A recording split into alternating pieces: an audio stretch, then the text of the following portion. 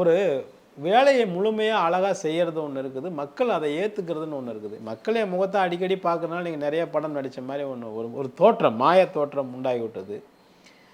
எனக்கு வந்து என்னால் ஃபிட் ஆகக்கூடிய ரோல்களில் தான் நான் பண்ணேன். அதான் சொன்னேன், எனக்கு டூயட் ஆட தெரியாதனால நான் ஹீரோவாக முடியல, டூயட் பாட தெரியல. எல்லோரையும் டூயட் பாடி ஹீரோவாக 40 வருடம் வைத்திருந்தார் இளையராஜா அப்படின்னு நான் சொல்கிறேன்னா, அதான் நமக்கு ஒரு கரெக்டான கதாபாத்திரம் அமையணும், அது சரியாக வரணும், வந்தால் தான் நம்ம பண்ண முடியும். அப்படியே கொஞ்சம் கேப் ஆகிடுச்சு, நான் விட்டுட்டேன். சந்தானம் அவர்களுடைய நட்பு எப்படி போயிட்டுருக்கா சார்? நீங்கள் அதில் எனக்கு சம்பளம்லாம் கொடுக்கல அப்படிங்கிற மாதிரிலாம் சொல்லியிருந்தீங்க. நட்பு நான் எல்லோரோடும் தான் இருக்கிறேன், நட்பு பாராட்டி கொண்டு தான் இருக்கிறேன். பேசுவதெல்லாம் ஒன்றுமில்லை. அந்த நேரத்தில் அவர் பேசினார், நான் பேசினேன். அதற்கு முன்பும் நான் ஒன்றும் பேசுவதில்லை.